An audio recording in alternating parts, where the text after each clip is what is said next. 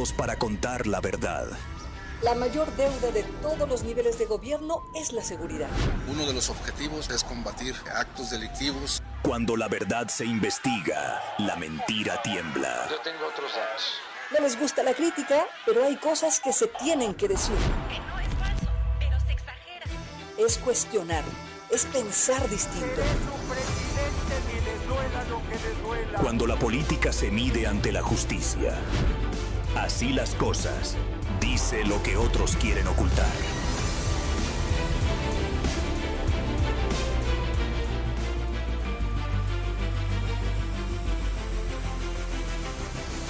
Son las 8 de la mañana en punto.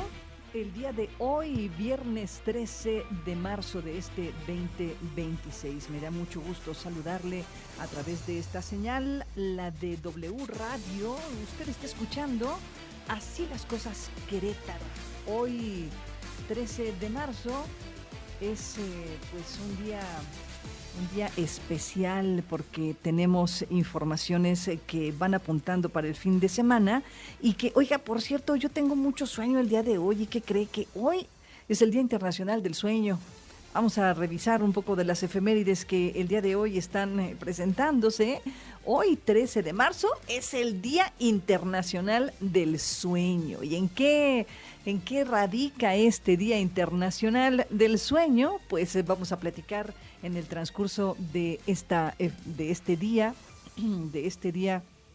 13 de marzo. Y también el día de hoy, fíjese que se conmemora justo el día en el que el Papa Francisco fue elegido luego de un cónclave. Fue en el 2013 cuando el Papa argentino Jorge Mario Bergoglio pues fue elegido después de la finalización del cónclave el 13 de marzo del 2013. Y este hombre adoptó el nombre de Francisco y así lo recordamos, el Papa Francisco. Vamos a iniciar rápidamente con algunas de las informaciones que se han generado en el transcurso de este día y del día de ayer por la tarde-noche. Si me permite, pues vamos a arrancar con este rápido resumen de lo que le estaremos compartiendo en esta jornada informativa. En Querétaro, cada legislador percibe alrededor de 17.3 millones de pesos anuales. Es la 10ª entidad federativa que mayor recurso ha destinado a su Congreso local. Esto lo informó la presidenta Claudia Sheinbaum durante la Mañanera del Pueblo. Escuchemos las declaraciones de la presidenta. Entonces, la austeridad republicana tiene que ver con eso, con que se utilicen los recursos indispensables para la función pública y que la mayor parte del recurso público se vaya a la gente, en programas de bienestar, en escuelas, en hospitales, en centros de salud, en bacheo, en agua potable. Y bueno, de esas informaciones que hoy le vamos a compartir, déjenme adelantarle también que previo a la temporada de lluvias en Querétaro, Sonia Carrillo, titular de la Comisión Estatal de Infraestructura, informó que la dependencia tiene identificados 94 puntos de atención, los cuales ya han sido atendidos en al menos un 90%. Nosotros nos salimos ya empezando máximo la primera quincena de abril. Nos salimos de lo que traemos de edificación, porque la maquinaria desde que pasó sigue en la sierra y va a estar un buen rato hasta que los caminos todos queden ya restablecidos. En otras informaciones le comparto que el titular de la Secretaría de Gobierno, Eric Gudiño, declaró que hasta el momento no ha sido notificada la localización de Sebastián, un joven de apenas de 18 años que fue reportado como desaparecido desde septiembre del 2025, luego de viajar de Querétaro a Jalisco por una supuesta oferta laboral. Sí, los tres, son 3 casos que se dieron y fueron en Jalisco directamente, y es un tema que está investigando la propia Fiscalía de Jalisco. Cualquier información pues, tendrá que informarle a la propia Fiscalía del Estado de Querétaro. ¿Cuántas personas? Y vámonos con otras informaciones en materia de de seguridad. Lo que el día de ayer testimoniamos, antier, que llegaron estos queretanos que estaban varados en Medio Oriente, pues el día de ayer la titular de la Secretaría de Turismo del Estado, Adriana Vega Vázquez Mellado, confirmó que fue gracias a las alianzas que ha generado el gobierno del Estado con empresas comerciales como Iberojet, es que lograron trasladar a estos 52 queretanos desde Dubái hasta Madrid y luego de Madrid a Querétaro. Y en un primer momento hubo una opción de mandar un avión por ellos, y entonces tuvimos que hablar a toda la parte de todo lo que tiene que ver con el protocolo para pedir permisos en cuanto que pudiera aterrizar, a dónde podía aterrizar, ver los traslados, ver todo el tema con las agencias. En otras cosas, en próximos días se dará a conocer un informe, un diagnóstico, el resultado del diagnóstico en torno a este diálogo que se llevó a cabo dentro del centro histórico entre habitantes, comerciantes establecidos y comerciantes no establecidos por parte de algunas organizaciones de la sociedad civil organizada, y en próximos días ya estarán entregando algunos de los resultados de esta consulta ciudadana, según informó el día de ayer el presidente municipal Felipe Fernando Macías Olvera.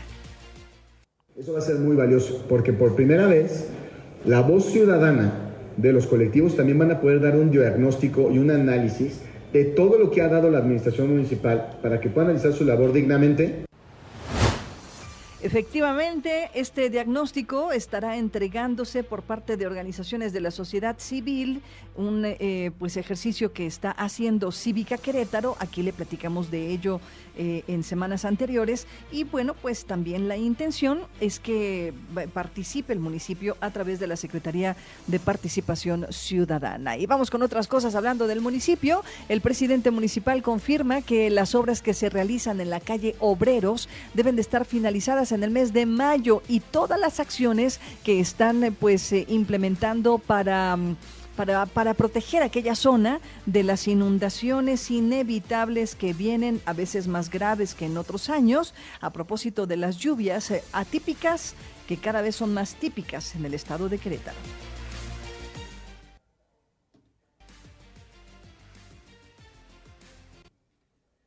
Estamos trabajando muy fuerte desde finales del año pasado, y es nuestra intención que pueda estar lo más pronto posible terminada y que estemos listos para el arranque de la temporada de lluvias que se dará entre mayo y junio, y que la obra en su máxima capacidad y potencial de recibir agua, de regular el agua, de bajar la velocidad del agua, pueda estar ya lista para esta temporalidad.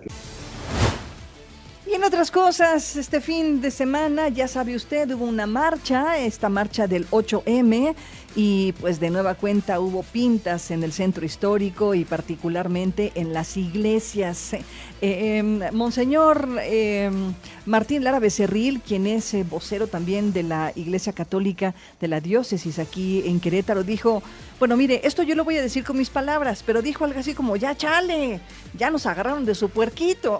Dice que todos los años la iglesia de San Antonio es agredida y lastimada por las manifestantes, y él dice que la agresión no solamente lastima materialmente las puertas y las fachadas de la iglesia, también es un atentado en contra de la religión católica.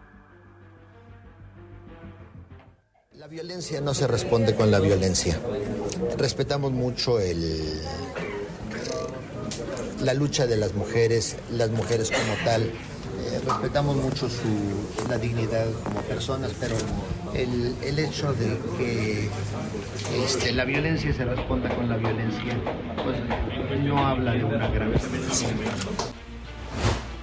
Dice Monseñor, pues ya chole, no, ya cada año es lo mismo. Y dice, las reparaciones de San Antonio pues tienen que hacerse de manera conjunta con el municipio, con el Instituto Nacional de Antropología e Historia, y dice pues no es labor sencilla, así que pues él pide prudencia y pues que con todo respeto, que las mujeres vayan a buscar otro lugar en donde pintarrajear.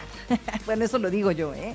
Vámonos con informaciones de carácter internacional y de carácter nacional. El día de ayer, la presidenta de la República anunció el Plan B. Y dice que este plan B busca recortar por lo menos 4,000 millones de pesos a todos los estados de la República Mexicana. Por ello, este señalamiento que hizo a los congresos locales y pues que particularmente hizo también énfasis en este desperdicio, dice ella, de recursos económicos que vienen de varios estados de la República Mexicana y que tiene que ver con la productividad versus lo que gastan, por ejemplo, en los congresos locales, y habló del Congreso del Estado de Querétaro. Los ejes de la nueva propuesta incluirán topes al presupuesto de los congresos locales y va a reducir el número de legisladores en todos los municipios, dijo la presidenta Claudia Sheinbaum el día de ayer en su mañanera. Son las 8 de la mañana ya con 11 minutos. Déjeme hacer rápidamente un corte comercial y regresando todos los detalles de la actualidad informativa del estado de Querétaro. No se vaya, usted está en la frecuencia correcta. Así las cosas, Querétaro, por W Radio. Así las cosas, donde la noticia se analiza, se cuestiona y se entiende desde todos los ángulos. Continuamos. Son las 8 de la mañana ya con 16 minutos. Gracias por permanecer en esta sintonía. Gracias por arrancar esta mañana con nosotros. Usted nos escucha a través del 1310 de amplitud modulada en la zona metropolitana de Querétaro y en el 90.1 de frecuencia modulada en la zona conurbada de Querétaro. Estamos muy pegaditos a San José Iturbide y desde aquí quiero mandarle un saludo a la gente que nos escucha en aquella zona muy pegada del estado de Querétaro y del estado de Guanajuato, la zona del noreste del estado de Guanajuato. Vamos a arrancar con las informaciones que se han generado en las últimas horas en el estado de Querétaro y bueno, ya están apretando el paso, apretando el ritmo en el municipio de Querétaro, porque pues si bien es cierto, estamos hablando de por lo menos 2 meses, las lluvias podrían llegar y podrían sorprender como lo hicieron en años anteriores. Así que el gobierno municipal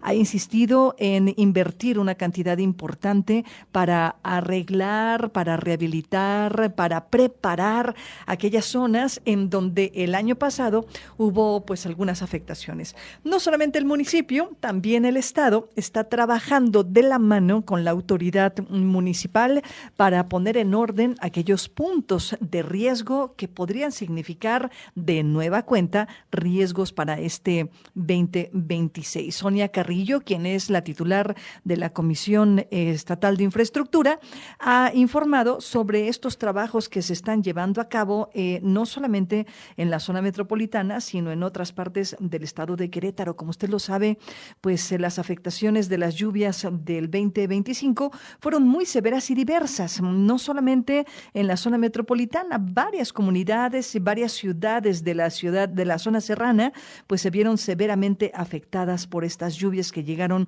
en el mes de septiembre y octubre. Algunos caminos que quedaron completamente destrozados, otros caminos que pues terminaron muy lastimados, asfaltos que perdieron prácticamente toda su funcionalidad y algunos incluso puentes que comunicaban a comunidades enteras con carreteras de salida. Sonia Carrillo ha informado sobre estos puntos de riesgo. Tienen identificados por lo menos 94 puntos de riesgo en distintas partes del estado de Querétaro, muchos de ellos en la zona serrana y zona del semidesierto. Ya están trabajando desde el año pasado. Recuerde usted que si mi memoria no falla, fue en el 2024, sí, efectivamente en el 24, cuando se cayó, se desmoronó una parte del cerro ahí en Pinal de Amoles y pues estos cerros desgajados quedaron muy, muy lastimados. Estos son algunos de los puntos de riesgo que ha identificado la Comisión Estatal de Infraestructura. Dice que ya trabajaron en ellos, por lo menos en un 90%, estos puntos están resueltos. Vamos a escuchar las declaraciones de Sonia Carrillo. Previo al inicio de la temporada de lluvias en Querétaro, Sonia Carrillo, titular de la Comisión Estatal de Infraestructura, informó que la dependencia tiene identificados 94 puntos de atención, de los cuales ya han sido atendidos en un 90%. Nosotros nos salimos ya empezando máximo la primera quincena de abril. Nos salimos de lo que traemos de edificación, porque la maquinaria desde que pasó sigue en la sierra y va a estar un buen rato hasta que los caminos todos queden ya restablecidos. Aseguró que las 94 intervenciones que realizaron fueron encabezadas por contratistas queretanos, quienes a su vez contrataron mano de obra local. Mencionó que las obras que se realizaron principalmente fue en la zona de la Sierra Gorda Queretana y el semidesierto, y que esperan que finalicen en la primera quincena de abril. Hablando de obra y justo de estas obras que son importantes, necesarias y urgentes en distintas partes del estado de Querétaro, también aquí en Querétaro han estado trabajando desde el año pasado justo en la rehabilitación de esta zona que se encuentra ahí en Peñuelas y que desafortunadamente se vio muy afectada. Mire, nunca se había escuchado en Querétaro que debido a las lluvias pues hubiera personas que perdieran la vida. Y justo el año pasado, por lo menos 4 o 5 personas perdieron la vida a propósito de estas terribles lluvias que arrastraron prácticamente con todo, incluidas personas. Entonces, pues la autoridad municipal está tomando sus precauciones y están trabajando ya desde el año pasado con estas obras de rehabilitación en la zona norte de la zona metropolitana. Una de las calles más afectadas fue la calle Obreros, ahí en Peñuelas. Ya están trabajando en estos puntos y dice el presidente municipal que esta obra tiene que quedar lista sí o sí en el mes de mayo, previo a que arranque precisamente la temporada de lluvias. Las obras que se realizan en la calle Obreros deben estar finalizadas en mayo, así como las acciones que se realizan en los bordos aledaños y obras secundarias en la zona para mitigar las afectaciones por lluvias, afirmó el presidente municipal de Querétaro, Felipe Fernando Macías Olvera. Con estas acciones, refirió, se espera que se reduzca hasta un 70% las afectaciones en temporada de lluvias, principalmente en la delegación Epigmenio González. Además, también se prevé mejoría en zonas como el Centro Histórico o Santa María Magdalena. Especificó que la obra tiene un avance del 35% y seguirán avanzando tanto en lo que ejecuta el gobierno municipal como en las que trabaja gobierno del estado, como son los cajones para almacenar el agua pluvial. Estamos trabajando muy fuerte desde finales del año pasado y es nuestra intención que pueda estar lo más pronto posible terminada y que estemos listos para el arranque de la temporada de lluvias que se dará entre mayo y junio. Y que la obra en su máxima capacidad y potencial de recibir agua, de regular el agua, de bajar la velocidad del agua, puede estar ya lista para esta temporalidad. El objetivo de estas obras también es disminuir los escurrimientos hacia otros puntos de la ciudad que están consideradas como zonas de riesgo o de encharcamientos. Una condición sumamente preocupante y mire, escuchando al presidente municipal hablar de un 35% de avance en el mes de marzo, híjole, a mí me preocupa, 35% versus 2 meses en los que tendrían que terminar esta obra. Me parece que hay que mirarlo con mucha seriedad porque a lo mejor los tiempos no les alcanzan, y las lluvias van a llegar y van a llegar con fuerza, según han declarado ya pues expertos en materia de medio ambiente. La Comisión Nacional del Agua ha previsto que estas lluvias, que como ya le decía hace un momentito, parecen atípicas, pero son cada vez más típicas en el estado de Querétaro y seguramente van a ser igual. Entonces creo que pues hay que mirar con mucho cuidado esto que está anunciando el gobierno municipal y que a mí me parece que pues con un 35% de avance, pues no podemos esperar que los tiempos hagan milagros. No quiero ser ave de mal agüero, pero es un 35%, es un 35% de obras que comenzaron incluso el año pasado. Entonces, ¿qué nos hace creer que más del 70% de la obra se va a terminar En menos de 2 meses, sí han avanzado 35% en casi 5 meses que comenzó la obra. Digo, es matemática pura, ¿no? No quiero ser, insisto, ave de mal agüero, pero pues las matemáticas y los números, pues son las matemáticas y los números. Nos vamos a ir al corte, son las 8 de la mañana con 25 minutos, y regresando del corte, fíjese que hoy vamos a estrenarnos con un invitado especial. Después del corte, se lo presento. Así las cosas. El número 1 en audiencia, análisis y credibilidad. Continuamos. Son las 8 de la mañana con 31 minutos. Gracias por estar con nosotros en esta sintonía, la de W Radio. Y bueno, ya le adelantaba antes del corte que hoy estamos de estreno. Hoy vamos a estrenar un espacio y un colaborador que esperemos permanezca con nosotros durante mucho tiempo. Se haga viejito aquí con nosotros. Él es Julio San Clemente Martínez, a quien le agradezco mucho que hoy se sume al equipo de colaboradores de W Radio. Julio, bienvenido. ¿Cómo estás? Gracias por estar aquí. Hola Claudia, ¿cómo estás? Mucho gusto. Un placer verdadero estar aquí contigo, con todo tu auditorio. Encantado y a la orden. Muchísimas gracias, Julio. Yo cuando estaba platicando con Julio sobre la posibilidad de concretar este espacio, le preguntaba, bueno, ¿qué hace Julio? ¿En qué tianguis vende? ¿A qué se dedica? Julio es constitucionalista, ¿es correcto? Sí, soy abogado. Tengo ese defecto. Soy abogado, soy profesor universitario, dirijo actualmente el Departamento de Derecho del TEC de Monterrey aquí en Querétaro. Y bueno, pues sí, mi vocación es más que nada la Constitución, que pues creo que ya no tengo mucho campo de trabajo en este país. Y bueno, hay muchas resistencias, ¿no? Sí, claro. Hay muchas resistencias a propósito del constitucionalismo, pero yo creo que, siempre lo he dicho, regresar a los clásicos o al origen nos permite conocer justo en dónde estamos parados en el presente, ¿no? Sí, pues justamente eso que dices, lo que decía José Ortega y Gasset, ¿no? Somos nuestro pasado, eso nos constituye, y si queremos entender nuestras circunstancias presentes, pues más nos vale hacernos cargo de lo que fuimos antes. Efectivamente. Oye, una pregunta, solo por mera curiosidad, antes de entrar al tema que hoy vamos a abordar. ¿Cuántas reformas tiene la Constitución? Pues mira, la verdad es que ese es un buen reto, pero tiene más de 800 reformas, ¿no? A nosotros nos vanagloriamos y todo el tiempo estamos diciendo con orgullo, y en parte con buen orgullo, que en Querétaro tenemos la misma Constitución desde 1917. Oye, pero eso yo no sé si sea orgullo, exacto. ¿eh? Bueno, y quién sabe si sea un orgullo y quién sabe si sea la misma Constitución, ¿no? Claro. 800 y pico reformas, quién sabe si sea válido seguir diciendo que estamos hablando de la misma Constitución, claro, o ya es otra diferente, ¿no? ¿Le hemos cambiado puntos esenciales o no le hemos cambiado puntos esenciales, ¿no? Claro. Esa es la cuestión, yo creo. Oye, pero una Constitución de 1917 para un Querétaro del 2026, yo creo que sí es como para cuestionarse si efectivamente hay que vanagloriarse de no haber hecho ni un cambio, ni un ápice de cambio. A mí me parece que es exagerada la postura, ¿no?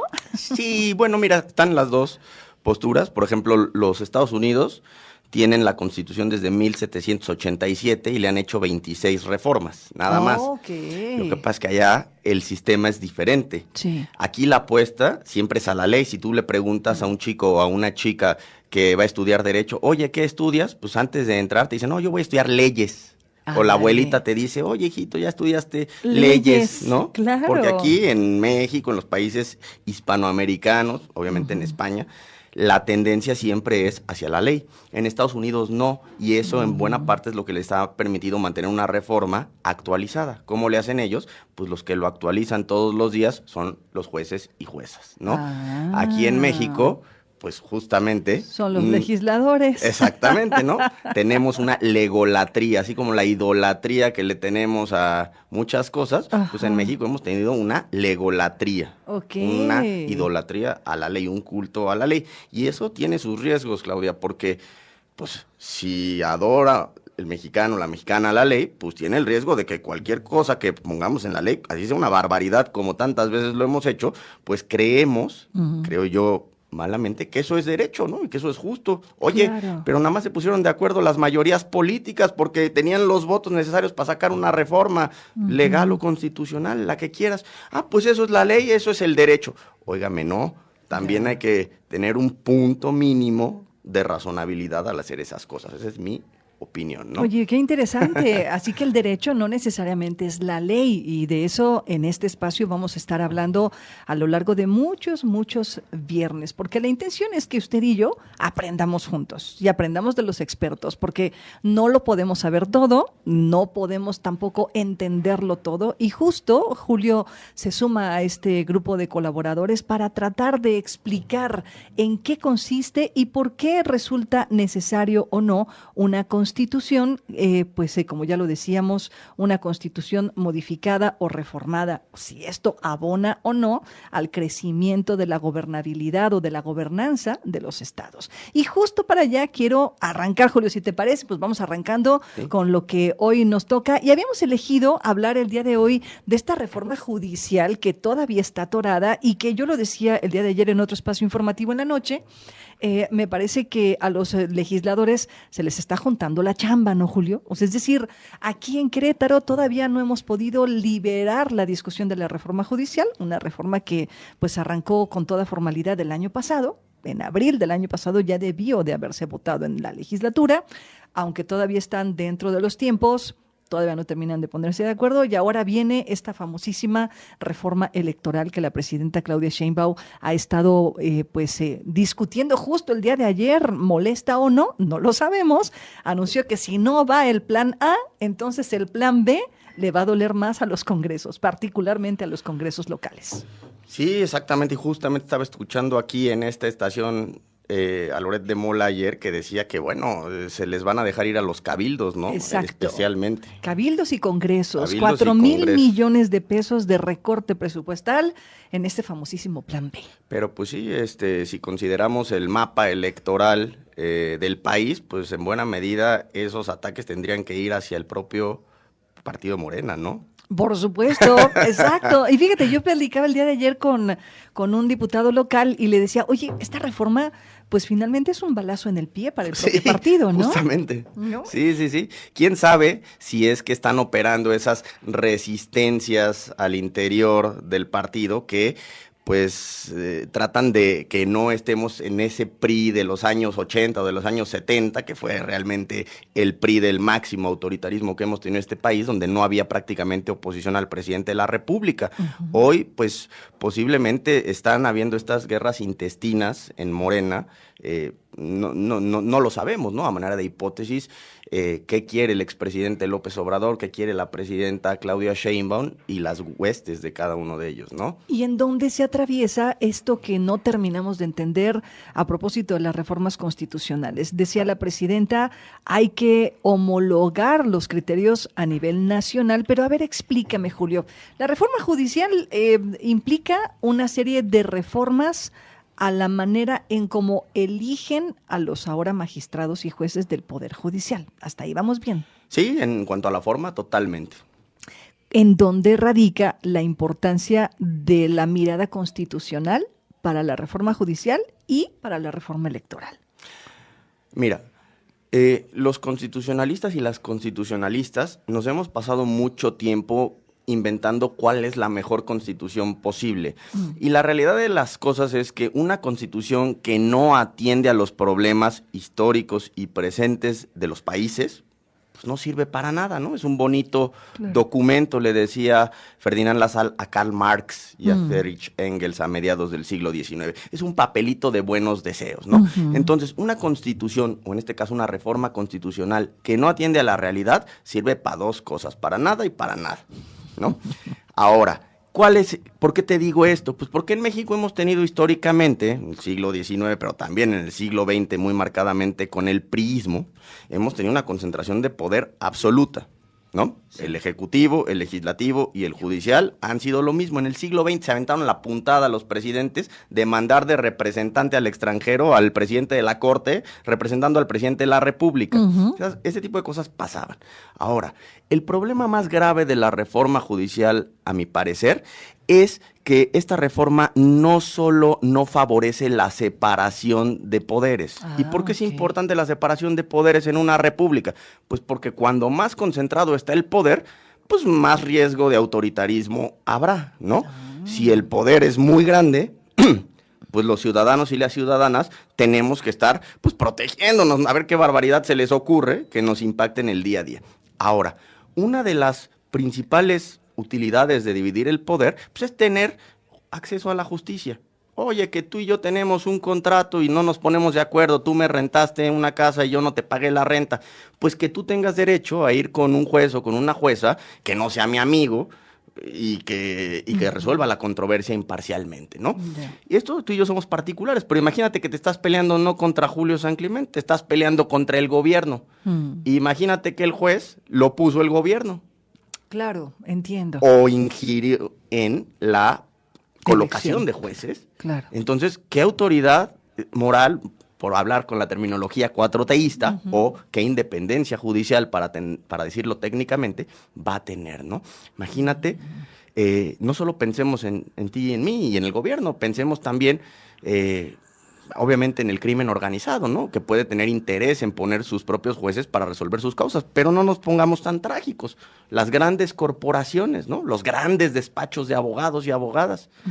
¿Tú crees que no van a tener interés en tener financiadas las campañas de muchos jueces para poder tener resoluciones favorables para sus clientes y sus intereses? Órale. A mí me parece que hay un riesgo alto, muy alto, de perversión de la justicia.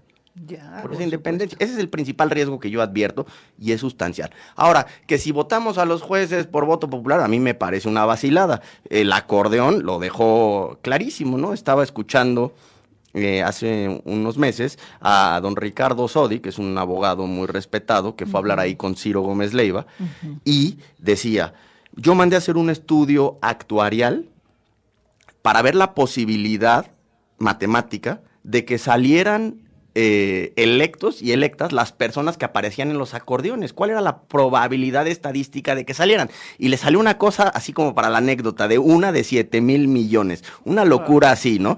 Hombre, si no advertimos un indicio de posible fraude electoral en ese tipo de cosas, no sé dónde lo vamos a encontrar. Pero bueno, tenemos un camino enorme para platicar hasta que me haga viejito, como que ya empiezo.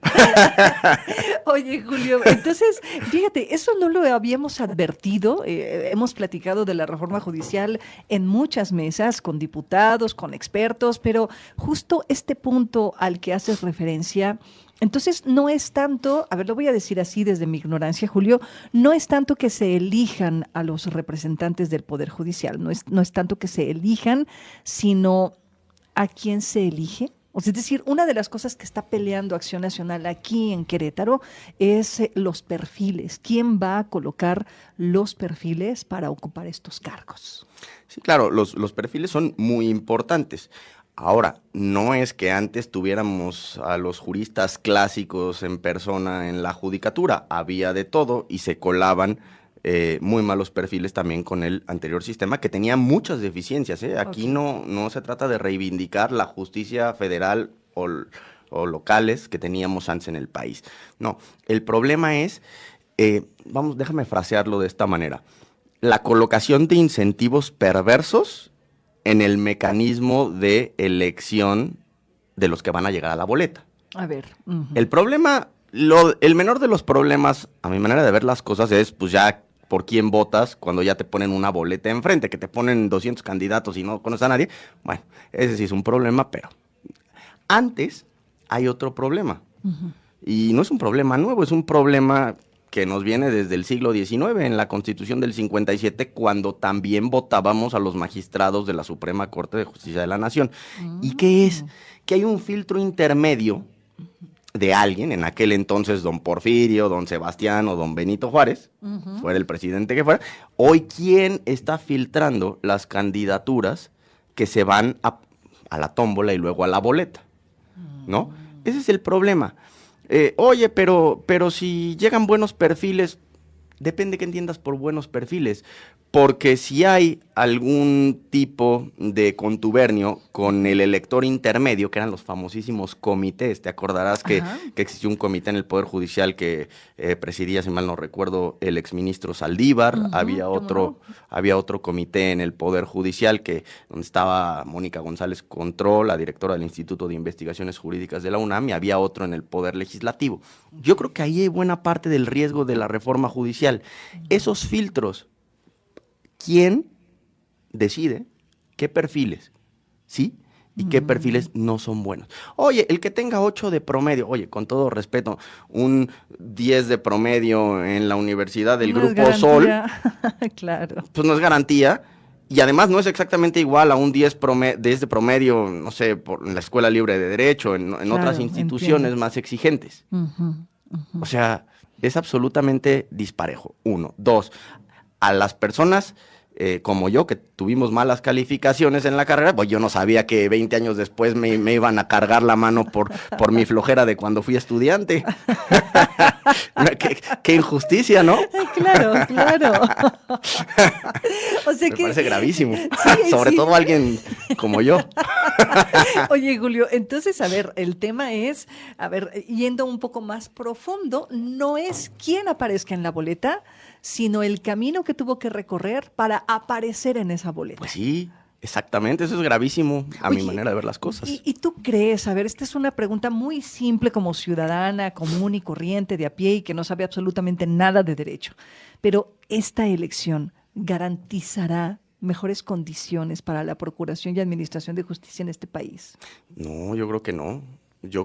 Y dejemos de lado, a ver, yo escuchaba al gobernador Curi, creo que el 30 de enero, que salió con un video en sus redes sociales diciendo que, pues básicamente, como dice la canción, que con estos limones voy a hacer limonada, ¿no? Con lo que le dio la reforma, lo que le dio la reforma judicial nacional, él iba a hacer una reforma a la queretana, ¿no? Dijo, y reivindicó la mediación y otro tipo de cosas como los buenos perfiles que decías hace un momento que está reivindicando el PAN. Ok, está bien eso, está bueno, pero un riesgo es esto que te platiqué hace un momento, el mecanismo de filtro. De filtro, claro, ok.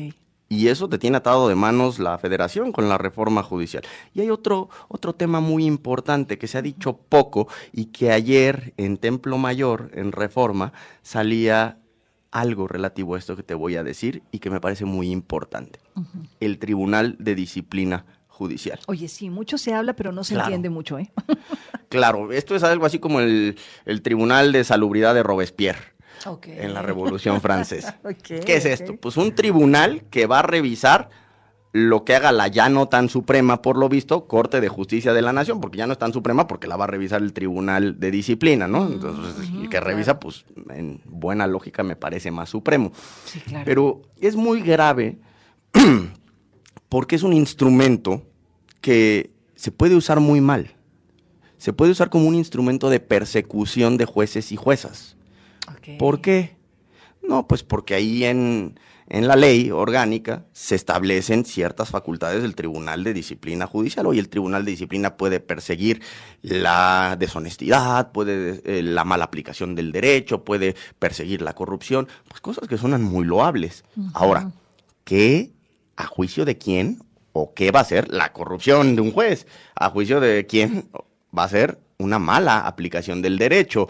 ¿Qué va a ser algo inmoral? Hay parámetros objetivos muy claros, pero a veces la línea es muy difusa. Son expresiones muy amplias, muy vagas, muy ambiguas, y es un poder muy grande. Y decía hace un momento que en el Reforma salía que ya se destituyó a un juez, lo acabo de ver en Templo Mayor, se destituyó a un juez por, aparentemente revocó una medida que desfavorecía los intereses de quien no debía. Ya, y se le destituyó. Entonces, ese mecanismo de persecución, bueno, de fiscalización de los jueces, pues también lo vamos a tener aquí en Querétaro y lo van a tener en todos lados. Entonces, como dice el clásico, un gran poder conlleva una gran responsabilidad, ¿no? Entonces, ese poder, claro, pues se tiene que Filtrar. Se tiene que realizar con un enorme autocontrol. Pero la verdad es que, por donde lo veas, la apuesta está siendo mala, porque le estamos apostando al país de las personas, de que nos toque Churchill, que nos toque Mandela, que nos toque gente muy virtuosa, porque no hay controles institucionales. Si nos toca gente virtuosa, qué bendición. Qué padre, ¿no? Si nos toca gente no virtuosa, uy, ahí te cuento cómo nos va a ir. Oye, ¿y este tribunal quién lo determina, Julio? ¿También forma parte de una selección? ¿Sí? O sea, ¿de una votación abierta? Sí, es parte de la reforma judicial. La reforma judicial... También votamos por eso. También, de hecho, en el Tribunal de Disciplina Federal, déjame decirlo así, está la magistrada Celia Maya, que la recordarás, bien, queretana, sí, claro. Ilustre, sí. 2 veces candidata a gobernadora en este estado. Bueno, pues ella resultó electa integrante de ese Tribunal de Disciplina Judicial. ¿No? Ok, pero ella está, digamos, en las grandes ligas, allá en México, en la federal. Ahí tendrá seguramente al ministro Chicharrón, a los ministros de la Corte queriendo quedar bien. Sí, claro, por supuesto. Oye, Julio, ya hablando de quedar bien y ya yo para con mis impertinencias. No, hombre, bienvenida a las impertinencias. Nos encantan las impertinencias aquí. Oye, mi querido Julio, para ir perfilando el cierre de esta conversación. Sí. Entonces, en Querétaro, esta reforma judicial anunciada, como bien lo dices, por el gobernador del estado, estas modificaciones que están proponiendo a la reforma federal y adaptarlas a la reforma local, bueno, los diputados todavía no terminan de ponerse de acuerdo. Es decir, ayer estaba escuchando algunas declaraciones de la presidenta de la mesa directiva, Gina Guzmán, que decía que no va a haber modificaciones en las Comisiones Unidas. Luego, se queda Guillermo Vega, ¿no? Así es, se queda Guillermo Vega y se quedan solamente 2 comisiones, la de Procuración y Administración de Justicia y me parece que la de Gobernación. Solamente entre esas 2 van a discutir esta reforma judicial, que yo avisoro, pues otro atorón importante dentro de la legislatura. Pero con todo este contexto, el esfuerzo de hacer la reforma a la queretana, ¿crees que nos salga bien? Digo, con las experiencias que hemos tenido en años anteriores. Creo que el gobernador Curi plantea algo sensato, que es que el daño sea el menor posible, ¿no? Claro, tienes un problema, que es que la reforma nacional te da los lineamientos y te da los parámetros de los cuales no te puedes salir. Exacto, hay un piso mínimo y un techo máximo. Exacto, dentro de ese piso mínimo, pues claro, se pueden hacer mejor las cosas. A mí me parece muy interesante la apuesta por la mediación, claro. Que se está haciendo, al menos eso es lo que dijo el gobernador el 30 de enero, una apuesta fuerte por las soluciones alternativas de los conflictos. Eso me parece una muy buena cosa, una cuestión positiva, porque sí es cierto que los tribunales están saturados. Tienen muchas cosas. Eso ayudaría, eso sería positivo. Ahora, por ejemplo, no sé cómo le van a hacer con la tómbola. Espero en Dios que no haya una tómbola aquí en Querétaro, porque eso sí me parecería muy poco positivo, muy poco loable, ¿no? Okay. Ya veremos cómo viene el proyecto, pero pues de momento démosle un voto de confianza y veamos cómo tratan al Tribunal de Disciplina, porque si el Tribunal de Disciplina va a depender del gobernador en turno o de la cúpula del poder queretana, pues la verdad es que no auguro un buen futuro. Y que finalmente estaríamos replicando exactamente lo mismo que estamos criticando a nivel federal, ¿no? O sea, si este Tribunal de Disciplina pues es liderado por gente a modo de los gobiernos en turno, pues de nada sirve. Aprendamos de la experiencia con lo que empezamos esta charla. A ver, la experiencia no queretana, la experiencia mexicana en su conjunto es la concentración del poder.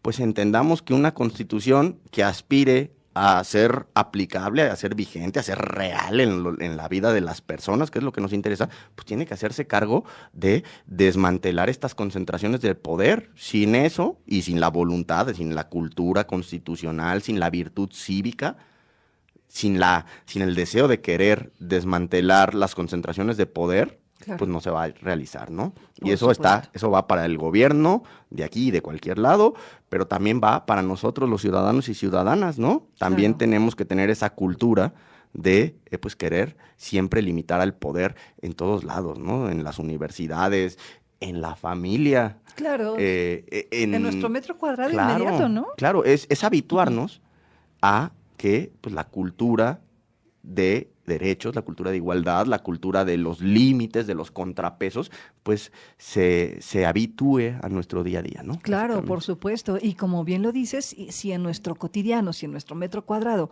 estamos justo reconociendo nuestro derecho digno de establecer límites conscientes, pues eso, si lo elevamos a la comunidad, si lo elevamos a una sociedad completa, no estaríamos hablando de otro México, pero ahí vamos, al pasito. Mi querido Julio San Clement Martínez, porque también tiene mamá. Tengo madre. Te agradezco mucho, mi querido Julio. Esta es tu casa y Muchas que vengan gracias, muchísimos días como este. Muchas gracias. Sí, ahora sí que si el público no deja de aplaudir, yo no dejo de cantar. Va, ya estuvo. Vamos a empezar transmisiones en Facebook para que lo vea bailar. Gracias, mi querido Julio. Vámonos al corte, son las 8 de la mañana con 55. No le cambie, usted está en la frecuencia correcta, la de W Radio. Así las cosas. El número 1 en audiencia, análisis y credibilidad. Continuamos. 9 de la mañana con 2 minutos y vamos arrancando rápidamente con un resumen de lo que le estamos compartiendo en esta jornada informativa de viernes 13, ni te cases ni te embarques, y arrancamos con este resumen de lo que estamos pues abordando en esta jornada. En Querétaro, cada legislador percibe alrededor de 17.3 millones de pesos anuales. Ojo, no es que los ganen así como tal, ¿eh? La presidenta Claudia Sheinbaum el día de ayer habló sobre estas ganancias o estas inversiones por legislador y dice eso es lo que más o menos le cuesta a los mexicanos, 17 millones de pesos anuales. Aquí parte de las declaraciones que la presidenta Claudia Sheinbaum compartió dan justo pues una idea de lo que para la presidenta significa en estos momentos esta, como dicen ellos, austeridad republicana. Y en este plan B que está presentando para la reforma electoral, pues dice, sí, no lo autorizaron en el Congreso de la Unión, pues ahora nos vamos contra los congresos locales y habrá un recorte importantísimo de recursos para los congresos locales y para las regidurías en los cabildos. En otras cosas, previo al inicio de la temporada de lluvias, Querétaro pues sigue trabajando para tratar de resolver estos puntos de riesgo que hay en varias partes del estado de Querétaro. Sonia Carrillo, quien es la titular de este centro, de esta Comisión Estatal de Infraestructura, asegura que ya tienen identificados 94 puntos de riesgo y ya han sido intervenidos en por lo menos el 90% de ellos. El titular de la Secretaría de Gobierno, Eric Gudiño, reconoció que todavía no hay pista alguna ni ninguna notificación por parte de la Fiscalía del Estado de Jalisco a propósito de la desaparición de un joven de 18 años que viajó de Querétaro a Jalisco buscando trabajo, una oferta de trabajo que apareció en redes sociales y de la que desafortunadamente no se supo absolutamente nada. Este chico sigue desaparecido y dice el secretario de Gobierno, hay otros 3 o 4 que se encuentran en el mismo supuesto y de los cuales no se tiene ninguna información. En otras cosas, de acuerdo con Adriana Vega Vázquez Mellado, titular de la Secretaría de Turismo del Estado de Querétaro, fue gracias a las alianzas que se ha generado a través del gobierno estatal con empresas comerciales internacionales como Iberojet que se logró traer de regreso a los 52 queretanos varados en Dubái y en medio de este conflicto entre Israel, Estados Unidos e Irán. En próximos días se dará a conocer un informe diagnóstico de lo que las organizaciones de la sociedad civil encontraron en este en este encuentro, en este diálogo que tuvieron con comerciantes, con habitantes del centro histórico, comerciantes establecidos y comerciantes que no están establecidos. El presidente municipal asegura que en los próximos días la Secretaría de Participación Ciudadana estará dando a conocer los detalles y los resultados de este diagnóstico, de este encuentro que fue organizado por organizaciones de la sociedad civil organizada. Y vámonos también en temas municipales, las obras que se están realizando en la calle Obreros, en la zona de Peñuelas, tienen apenas un 35% de avance, pero dice el presidente municipal que sí iban a terminar antes del mes de mayo, antes de que concluya mayo y antes de que lleguen las lluvias de este 2026. La iglesia de San Antonio en el centro histórico de nueva cuenta fue pintarraqueada y dice el vocero de la diócesis de Querétaro, pues que ya fue mucho, que cada año pues pintan la fachada de San Francisco. Este año incluso grupos radicales al interior de la marcha del 8DM intentaron prenderle fuego a la puerta, lo que afortunadamente no se concretó, pero sí hubo daños importantes en la estructura y en la fachada de ahí de San Antonio. Por eso dice Monseñor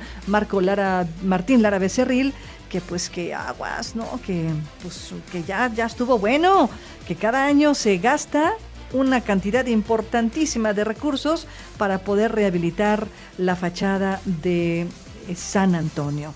Son las 9 de la mañana con 7 minutos y en la información de carácter nacional le comparto algo de lo que hemos estado platicando aquí en este espacio informativo. Ayer la presidenta Claudia Sheinbaum presentó este plan B y dice uno de los pilares de este plan B en la reforma electoral implica disminuir el gasto en los congresos locales y en los municipios con el fin de redirigir esos recursos a otras necesidades, dijo la presidenta Claudia Sheinbaum el día de ayer. Y pues bueno, esto que ha sido sumamente criticado y señalado por otros ayuntamientos y por otros congresos en toda la República Mexicana. Y es que a propósito de este plan B, es que la presidenta presentó pues estas cifras, estos datos de lo que están gastando los congresos locales y lo que están produciendo. Gasto versus producción, y dice la presidenta, a ver, hay mucho dispendio de recursos, así que pues vamos poniendo freno a los legisladores locales porque no se ve que trabajen en beneficio de la gente. Y en la información también de carácter nacional, una nota que comparte la Deutsche Welle y que lo convierte pues en una información internacional. Las autoridades mexicanas informaron el día de ayer de la detención en el estado norteño de Sinaloa de Samuel Ramírez Jr., un estadounidense que es acusado del asesinato de 2 mujeres y uno de los 10 fugitivos más buscados del FBI, por quien se ofrecía una recompensa de hasta $1 millón por información que condujera a su captura. Así que el día de ayer el gobierno de México informó que fue detenido en el estado de Sinaloa. Ramírez Jr., de 33 años de edad, fue detenido específicamente en Culiacán apenas 1 hora y 13 minutos después de que se emitió esta ficha de los 10 fugitivos más buscados, según informó el FBI. Otro punto a favor de la presidenta Claudia Sheinbaum, particularmente con esta relación tensa, muy tensa que tiene el gobierno federal con los Estados Unidos. Vámonos al corte, son las 9 de la mañana con 10 minutos y regresando le cuento más de la información generada en el estado de Querétaro. No se vaya, usted nos escucha a través del 1310 de amplitud modulada en la zona metropolitana, a través del 90.1 de frecuencia modulada en la zona conurbada, San José Iturbide, San Miguel de Allende y por supuesto las fronteras de Guanajuato con Querétaro, y también por supuesto nos puede escuchar en cualquiera de las plataformas de... Así las cosas, donde la noticia se analiza, se cuestiona y se entiende desde todos los ángulos. Continuamos. Estamos ya de regreso en esta jornada informativa. Gracias por permanecer en sintonía con nosotros y vamos a revisar rápidamente las informaciones que nos han quedado pendientes en esta jornada. En Querétaro, mire, esta nota, bueno, antes de irnos con esta nota, perdóneme, déjeme terminar de contarle lo que está sucediendo en el centro histórico. Lo habíamos adelantado ya en el resumen que le presentamos de arranque de este espacio informativo.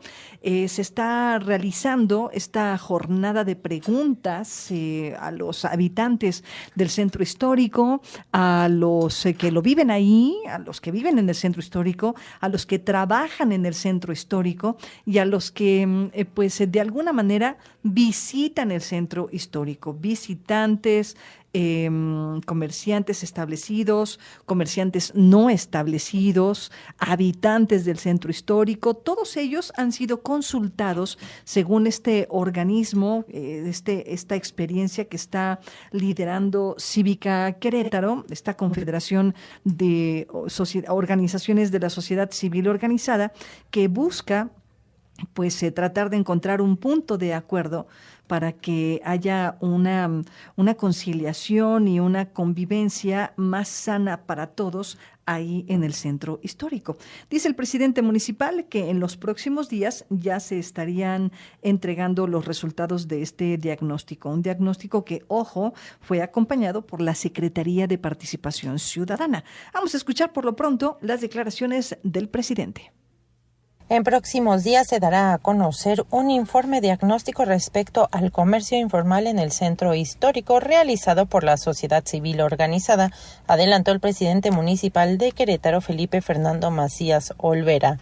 Las conclusiones son el resultado del trabajo en conjunto entre organizaciones civiles y la Secretaría de Planeación y Participación Ciudadana para así tener un panorama imparcial de las opiniones de artesanos y artesanas indígenas, comercios establecidos y vecinos del centro histórico. En próximos días haremos un evento con la Secretaría de Planeación y Participación Ciudadana, con Betty Marmolejo, con los diferentes colectivos ciudadanos que nos han ayudado a ser testigos, asesores y consultores de los acuerdos entre estos grupos de comercio y la autoridad. Van a presentar también un informe.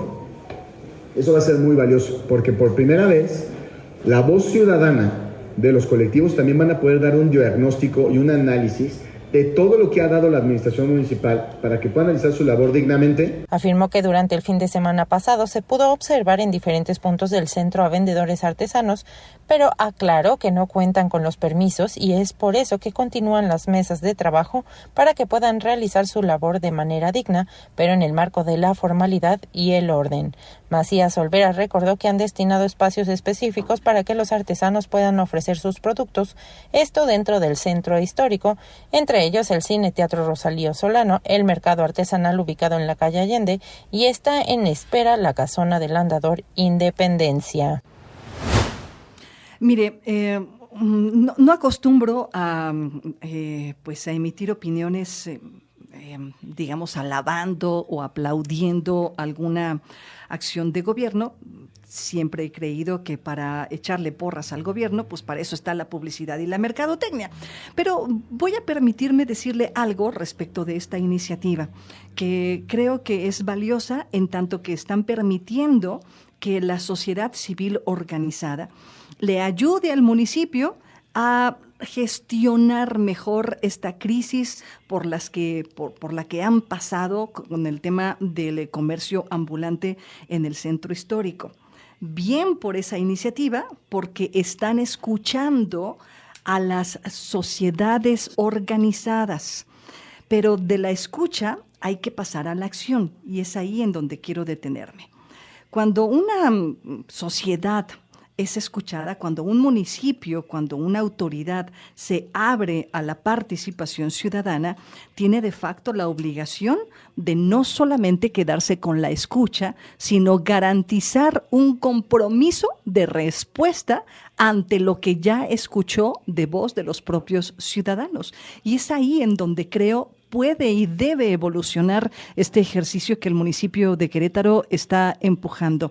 No por el propio municipio, sino porque las organizaciones de la sociedad civil son las que llevan la batuta en este diagnóstico que están prometiendo será parte de la respuesta y solución a un plan que no funcionó, el famoso Plan Orden, que no le funcionó a la administración municipal y que por el contrario ha generado sentidos, dolores y rencores en las organizaciones de izquierda que acompañan el trabajo de particularmente comerciantes indígenas asentados desde hace muchísimos años ahí en el centro histórico, histórico, en el centro histórico, que se puso un poco histérico con estas afectaciones tanto con el comercio ambulante y con el comercio establecido. Vamos con otras cosas. El día de ayer la presidenta de la República, Claudia Sheinbaum, habló justo de su famosísimo Plan B para la reforma electoral. Como no ha pasado en el Congreso de la Unión, usted ya lo sabe, aquí se lo hemos compartido, este Plan A de la reforma electoral fue rechazada por los aliados de Morena, el Partido del Trabajo y el Partido Verde Ecologista, que dijeron no vamos con este plan.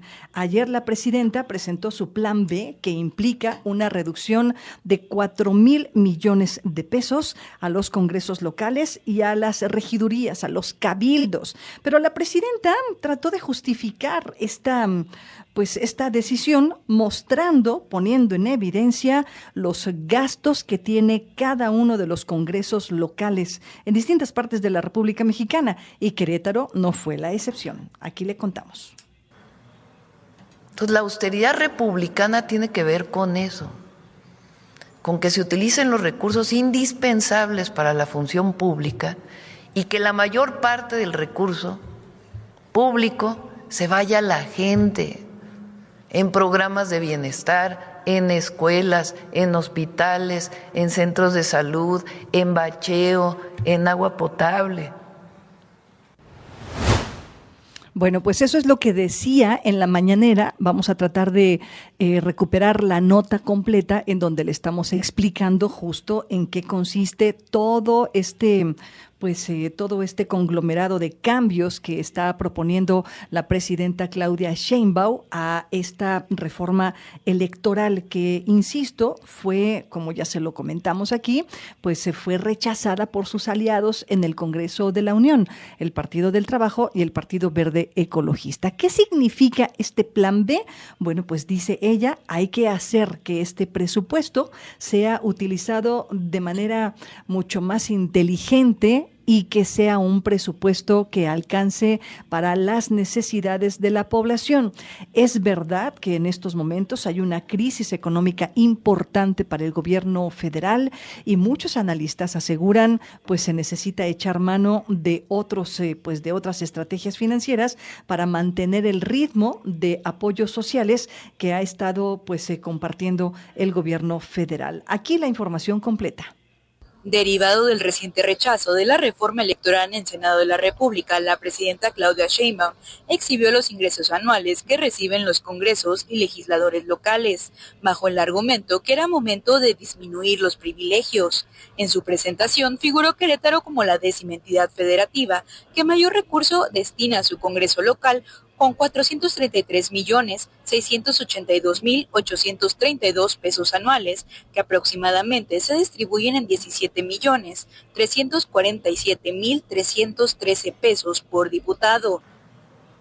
Entonces, la austeridad republicana tiene que ver con eso, con que se utilicen los recursos indispensables para la función pública y que la mayor parte del recurso público se vaya a la gente, en programas de bienestar, en escuelas, en hospitales, en centros de salud, en bacheo, en agua potable.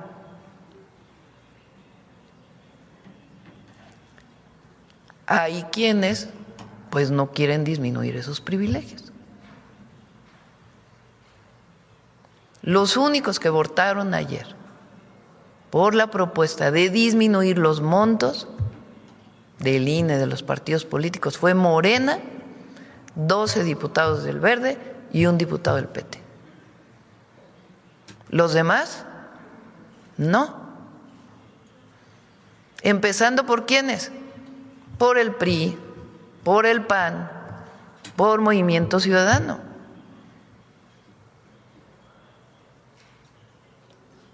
y por algunos otros legisladores del Verde y del PT. Entonces nuestra lucha sigue siendo porque el recurso público se vaya a la gente. Y también fortalecer la participación ciudadana, la verdadera democracia, la democracia del pueblo.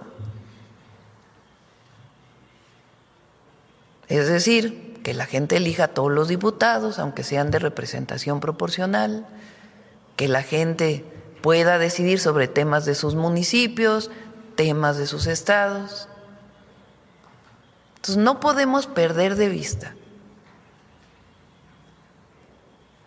que ayer quedó muy claro.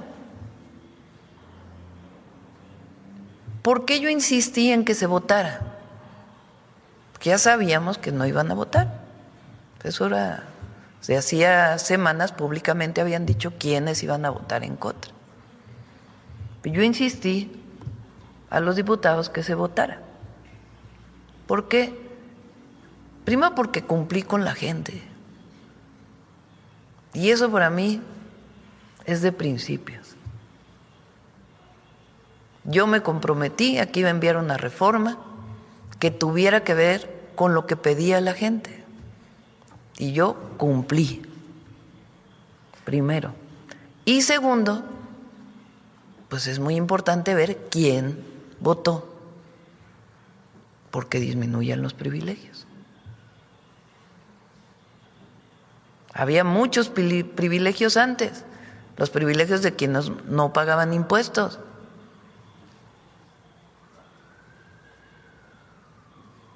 Nadie está en contra de el dinero bien habido y de que haya empresarios y de que haya inversión pública y que haya inversión privada, pero privilegios en contra de la ley, pues eso no. Y privilegios de uso de recursos públicos para que unos se enriquezcan a costa de otros con recurso público, o que se utilice cuando hay tanta necesidad en el país. Entonces, ¿en qué consiste el plan B? En lo mismo, seguir disminuyendo los privilegios. Porque decían, va a cambiar la ley electoral y va... No. Tiene un objetivo, seguir disminuyendo los privilegios de aquellos que todavía tienen exceso en los recursos públicos. Señaló incongruente en la manera en que cada Congreso local maneja su recurso público, por lo que desde el denominado Plan B, la alternativa a la reforma electoral, se propondrá un tope máximo al presupuesto que se le destinará a los congresos locales. De acuerdo con la mandataria, la nueva iniciativa tendrá 3 ejes: disminuir los privilegios que persisten en los congresos locales, disminuir los privilegios que persisten en municipios y fortalecer la consulta popular. Bueno, pues la discusión puede ser centrada en justo lo que decía la presidenta, y me parece que es muy peligroso porque justo estamos frente a un manejo de narrativa bien particular. La presidenta está haciendo referencia a una reforma del pueblo y para el pueblo, una reforma que habla sobre mejorar las condiciones de la gente, disminuyendo los privilegios para la clase política. ¿Quién no va a querer eso? ¿Qué ciudadano no va a querer justo que este tipo de circunstancias vayan cambiando? Por supuesto, y eso pone entre la espada y la pared a los partidos políticos que no van a autorizar esta reforma, porque entonces la narrativa apuntaría precisamente a que los partidos políticos no buscan el beneficio del pueblo, sino el beneficio propio, el beneficio de la clase política. Podemos hablar mucho de ello, de narrativas, pero nos vamos al corte. Hoy es viernes y está por aquí ya Oriana Martínez en representación del maestro Khalid Hernández. Voy al corte, regresamos. Así las cosas. Servimos para informar, informamos para servir. Continuamos. Son las 9 de la mañana con 36 minutos ya y hoy vamos a platicar en nuestro Viernes Cultural con mi querida Oriana Martínez, que hoy trae invitados especiales. Oriana, ¿cómo estás? Buenos días. Muy bien, muchas gracias. Acá ahora sí tenemos la cabina llena. Sí, viene Adara. ¿Cómo estás?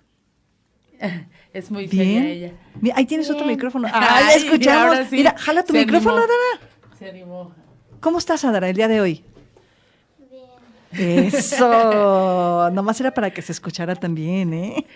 En día de descarga horaria. En día de descarga horaria y de puente. O sea, el próximo lunes tampoco hay clases. Pobrecitos. Pobrecitos, exactamente, pobrecitos. Y bueno, en cabina también está con nosotros Ámbar Fátima Flores, ¿correcto? Así es. Bienvenida. Muchas gracias. Muchísimas gracias. Y vamos arrancando. ¿De qué se trata, mi querida Oriana? Pues, ¿por qué tenemos invitados? Bueno, no tendremos la misma chispa, habitual de Cali. Habitual de... tan extrovertida. Que luego dice, anda en mood descarado. No, creo que nosotras somos no? siempre más diplomáticamente correctas. Porque están en un evento van a ir a esculas, ¿no? Por parte de la Secretaría de Extensión y Cultura. Okay. Se llevaron así como para a las preparatorias, creo, no sé, a preguntar cosas que hacen en la universidad. Se fueron a pasear. Ándale, básicamente se fueron a pasear, se fueron a pasear con escapar. Causa. Ándale, paseo con causa, eso me gustó. ¿Cuál? Paseo con causa. Ándale, paseo con gusta. Causa. En lugar de vacaciones, vamos a pasearnos con Causa. Sí, me gusta. Pero bueno, justamente dentro de los varios temas que sugería Khalid, que yo no entendí algunos de esos temas que sugería, pero bueno. Es una chava muy en tendencia. Sí. Luego, demasiado. Sí, no entendíamos, pero bueno, la cuestión de los derechos de autor en las artes me parece muy importante y por eso tenemos Ámbar tiene todo el conocimiento y luego allá en el Centro Cultural Hangar también está como responsable de eventos, entonces tiene que estar como muy al día en esas cuestiones. Entonces, por ello era que decía Khalid la importancia de hablar de estos de derechos de autor en todas las artes, ¿no? O sea, cómo funcionan. De manera general, ¿no? También hay que contextualizar. Yo estudié Derecho y también llevo como 15 años en el mundo artístico, en diferentes ramas. Y justo creo que es un aspecto en el que descuidamos mucho los y les artistas. Y creo que también porque nos da un poco de miedo o no conocemos o nos parece justo esta parte legal del arte y entonces nos da muchísima hueva y dejamos muchísimo al aire. Porque además son cosas que no son tan complicadas y tienen una protección bastante clara. O sea, a mí me gusta pensar los derechos de autor como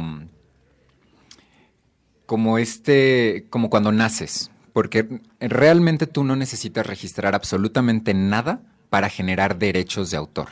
Okay. El derecho de la obra surge a partir de que tú la creas, de que tú la plasmas en un medio físico, en algo en lo que se puede percibir, en lo que deja de ser una idea y la traes a la realidad.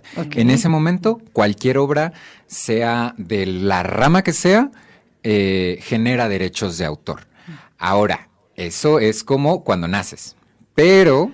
O sea, cuando naces ya tienes el derecho de ser. Ajá, existes, digámoslo así. Existes con todas las consecuencias que eso implica. Pero después hay un segundo proceso que es el que la gran mayoría de artistas descuidan, que es el registro de derechos de autor ante en el caso de México es Indautor, pero en cada país, en cada lugar, tiene una entidad particular. Eso es como ir a registrar al niño y sacarle su acta de nacimiento y decir, aquí está este chamaco, aquí está, compruébame de que sí está. ¿Por qué? Porque si no le haces ese registro a ese niño no va a poder ir a la escuela, no va a poder trabajar, no va a poder sacar una cuenta de banco, y es exactamente lo mismo que pasa con tu obra. Tu obra ya existe, y ahí está. E incluso si tienes algún problema legal en el que te la...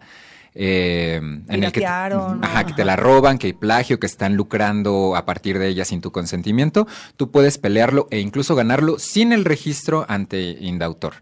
Pero obviamente es mucho más fácil y le vas a poder sacar mucho más provecho y va a estar muchísimo más protegida si esa obra tiene un registro. Y de hecho hay muchos casos, como en el caso de la música, que toda la distribución pasa por empresas que de hecho no te van a poder hacer la distribución si no tienes esos derechos, si no tienes ese registro ante Indautor. Y también es baratísimo. Creo que por registro son 250 pesos. Okay. Y no es registro por obra. Por ejemplo, en el caso de la música te piden al menos 2 obras concluidas para poder hacer ese registro. Y por el registro completo, digamos por el trámite, es el costo. No te cobran por obra. Cada obra. Ajá. Okay. No sé si es el caso mismo en el caso de plásticas, por ejemplo. Okay. Pero la manera de registrarlo en cuanto a costo, la manera de registro sí es la misma. Tú lo que haces es llevas ya sea una USB o un CD ante Indautor, esto en el caso físico, lo entregas y haces toda la tramitología, ¿no? Y entonces ya ellos se quedan con ese registro, con esa copia física de tu obra. En el caso de las artes plásticas o de la fotografía, pues tú le llevas literal ese archivo, esa foto. En el caso de, por ejemplo, una obra literaria, de una obra dramática, de un guión, lo que haces pues es obviamente llevar un PDF con la obra, con el texto concluido. Y también aquí hay que aclarar algo.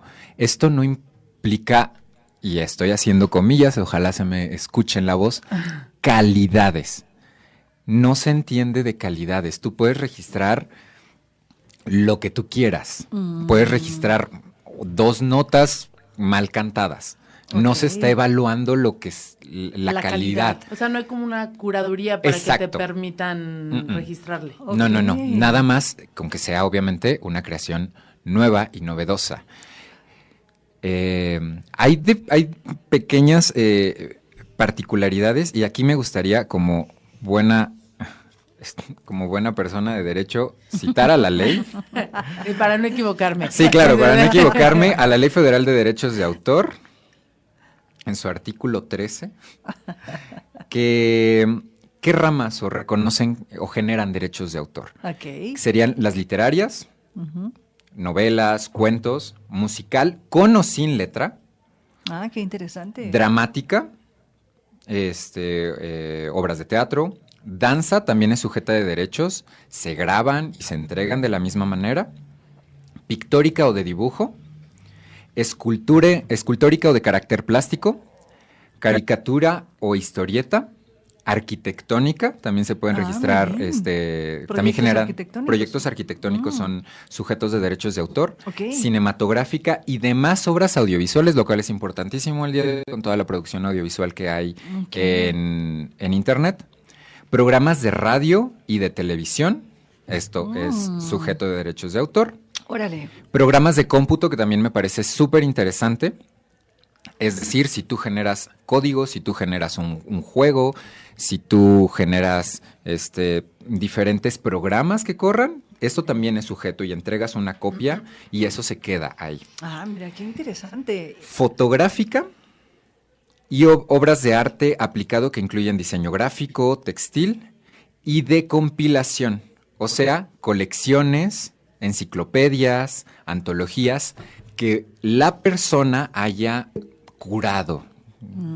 O sea, tú puedes agarrar y decir, va a tomar esto, va a tomar esto, va a tomar esto, va a tomar esto, va a tomar esto, con los debidos cuidados y derechos que se requieren, y dices, todo esto lo junto en las mejores canciones de Oriana 2026. Okay. Bien, Oriana. Y entonces, eso lo puedes registrar. Claro, lo que no puedes hacer es agarrar una curaduría previa, una antología previa, y decir, esto es mía, pero hasta eso son sujetos de derecho. Oye, a ver, déjame interrumpirte ahí, porque estoy pensando decías hace un momentito, también producciones audiovisuales, pero estoy pensando en la cantidad de contenido que hay, por ejemplo, hoy en redes sociales, ¿no? Estamos en una era en la que yo me meto al Instagram, o me meto a YouTube, o me meto a TikTok, veo una foto que me gusta, la copio y la utilizo.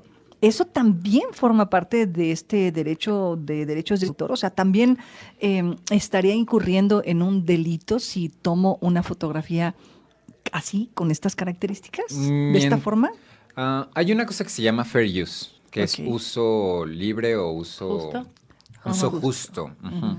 Que ahí también es de, bueno, si tú no vas a lucrar con esa obra, si tú esa obra no la vas a exhibir de manera pública, si la vas a usar de manera didáctica, si la vas a usar de manera personal, realmente no hay una afectación. Okay. No hay una afectación, o sea, sí, no me metería a la parte de delito, porque eso lo ve cada una de las legislaturas, ¿no? Ok.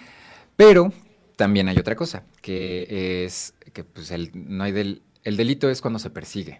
O sea, si yo ahorita agarro y me robo algo y nadie se da cuenta y nadie me persigue y pues realmente no pasó nada. O sea, ahí muchas veces es lo que... Qué malos consejos, Ámbar, qué malos consejos. No son malos consejos, es realmente es lo que pasa. Sucede, es lo que sucede en la realidad. O sea, no todos los delitos se persiguen. Claro. Ojalá todos los delitos se persiguieran y llegaran hasta juicio y se pagaran, ¿no? Pero sí, no es lo que sucede. Pero ahora, si de repente yo tomo una imagen que no sé de dónde proviene, que la encontré en internet, agarro, la copio, la uso, me la pego en una playera y saco dinero de ahí sí pueden venir a reclamarme no el total, pero sí el correspondiente. Ya. Justo pienso yo que también por la naturaleza de las redes sociales y la época en la que estamos, como dice Ámbar, ¿no? O sea, no estamos lucrando y hasta se utilizan así como estos audios que ya ocupó alguien más, tú lo puedes ocupar porque tiene más que ver como con una cuestión de viralidad, de vistas, de generar pues sí, visualizaciones. Me acordaba yo de los primeros años en los que el Facebook era más como de compartir tu trabajo artístico. Una compañera mía, Galadriel, que es bailarina, se tomó unas fotos así muy, ella lo que podía hacer, ¿no? Ajá. Y años después, otra compañera del CEDART, Areli, ahí ya la que me... ventaneando. No voy a decir el apellido.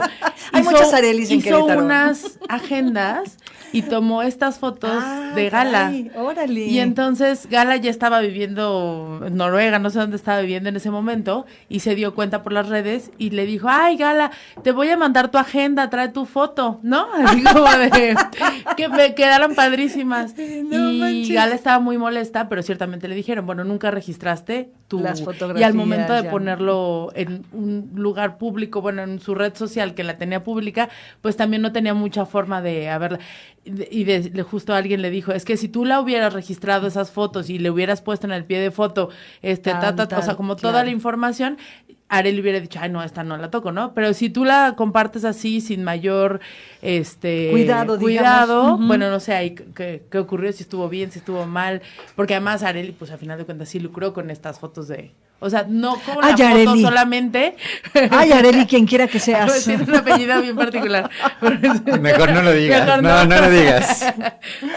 Pues de nuevo, ahí es que, o sea, sí incurrió técnicamente en un delito, porque pues la foto le pertenece la foto le pertenece al fotógrafo. Incluso, ni siquiera a la otra chica, ¿no? No le pertenece a la otra chica, porque también eso es otra cosa. Tú no puedes... Y aquí es donde igual y... Dice, se pone difícil. Igual y se pone difícil. La ley contempla que tú no puedes comisionar obras. O sea, yo no podría agarrar y encargarte a ti, Oriana, a hacer algo y que entonces lo que tú hiciste pase a mí, a mis derechos de autor. Tú como hiciste la obra... Es su derecho. Es su derecho. En todo caso, lo que puede ser mío es el diseño. Ya.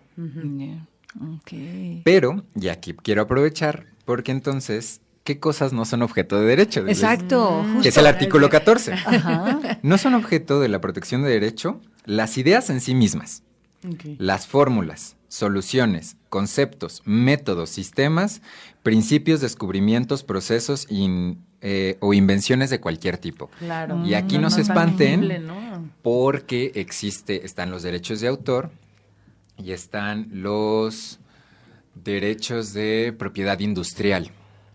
Ya. Que ahí entran los inventos, por ejemplo, ¿no? Patentes, inventos, descubrimientos, todo eso entra allá. Pero digamos que los derechos de autor refieren a las cosas más artísticas. Oye, y se puso muy de moda esto, perdóname que te interrumpa, Ámbar, porque a propósito de las recientes declaraciones de Santiago Nieto, ¿no? Como director del INPI, que se ha debatido mucho sobre este asunto de la muñeca Lelé y los derechos de creación de la muñeca, que sí.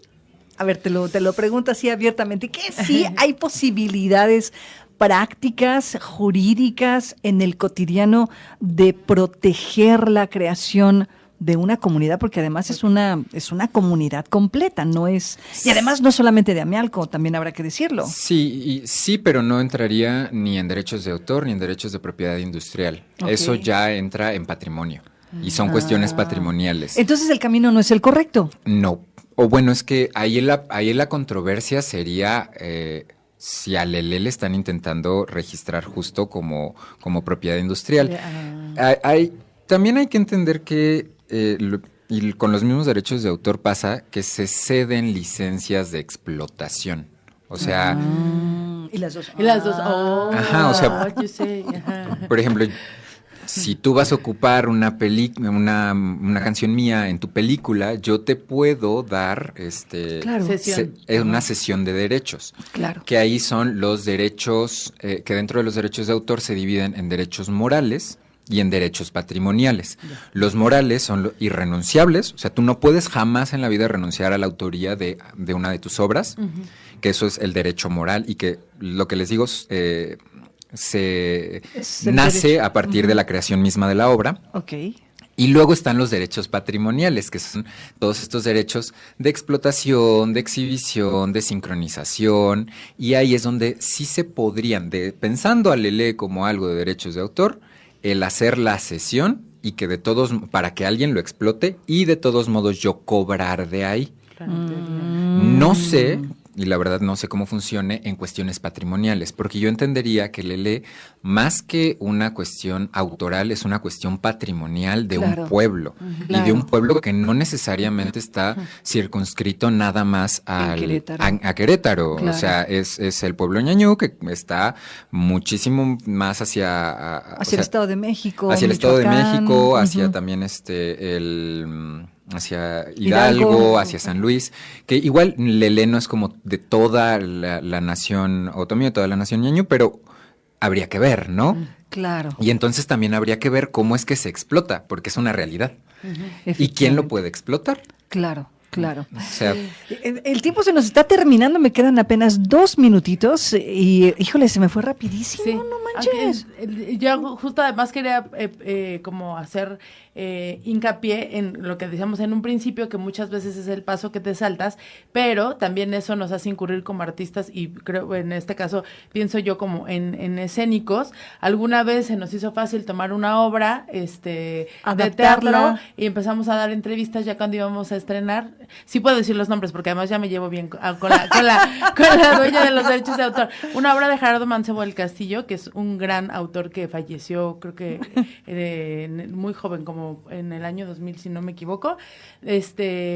Muy joven, y los derechos de autor los tiene, de hecho, todavía, su hermana Magda Mancebo del Castillo. Okay. Entonces, nosotros bien chavos, teníamos creo que 18 años, 19, estábamos dando entrevistas porque no nos sentíamos, y llaman, justo fuimos a una estación de radio, y entonces, quiero hablar con ustedes, ¿no? Y así de, sí, bueno, ¿quiere información de la obra? Dice, sí, ¿quién tiene los derechos de autor de la obra? Nos pregunta. Y nos, creemos que una hermana, un hermano. Dice, sí, su hermana soy yo y ustedes no me los pidieron. Okay. Y entonces, ya Magda, pues en ese momento sí nos dijo, oigan, es que el problema es que han tomado la obra de mi hermano sin consultarme, y ella lo hacía por una cosa justo de curaduría, o sea, como de que no cualquiera montara su obra, pues, o sea, como que como por respeto a su hermano, ¿no? Porque además gran genio de la dramaturgia, ella quería que se le informara. Y ahora que yo tengo un hermano que escribe, dices, ¿cómo tomarte tan fácil el decir, vamos a montar esta obra? Y el autor, pues quién sabe, ¿no? Así, si claro. Viva o no viva. Y por eso en una muestra estatal de teatro, Ismael no me acuerdo cómo se llama, Ismael, uno que está en el Consejo Consultivo de Teatro, decía, es que es muy importante que aunque sea una adaptación de quien sea, del Quijote de la Mancha, la cesión de derechos. Ahora que dijo Ámbar eso, la cesión, porque pues a final de cuentas es su idea, ¿no? No es algo intangible como, es que tuvo una idea y le estoy haciendo yo, no. Estamos hablando de un texto que se está adaptando, o una apropiación de, ¿no? O sea, pero no puedes así como de, pues no. me lo quedo. Y que en todo caso también merece lucrar con su creación. Así o sea, es, por supuesto. Y que puede ser tan simple como echarle un mail y decirle, oye, quiero hacer esto, ¿a qué acuerdo llegamos? O sea, no todo tiene que pasar por un tribunal y por porcentajes. Simplemente hay veces que pues las personas son personas y con que te acerques, en este caso de teatro, que también a mí me ha pasado, es como de, pues claro, te acercas, preguntas, igual llegan a un acuerdo de taquilla, igual y le pagas una cantidad, igual y te dice, ¿sabes qué? Pues adelante, yo con gusto que montes mis textos, ¿no? Sí, claro. Y a lo mejor muchas veces en el desconocimiento, como dicen, que no te libra de estar cometiendo un delito, ¿no? El desconocimiento de la ley. Pensaba yo también en otro caso, un director de teatro utilizó toda la obra, que sí estaba registrada, de Oscar Reynoso, un compositor que hizo la música para Elis antes del fin del mundo y no sé qué. Digo, lo ubico porque es el que en paz descanse, es suegro de mi hermano, y nos contaba Romina que llega a la obra de este director, toda la obra tenía la música de su papá. Y entonces fue así como de, qué padre, y entonces, claro, salió, ¡ay, qué bueno que viniste, me encanta, espero que te haya gustado! Y Romina, sí, muchas gracias, dice, pero nunca le puedo decir, oye, no está ni en el programa de mano, ¿no?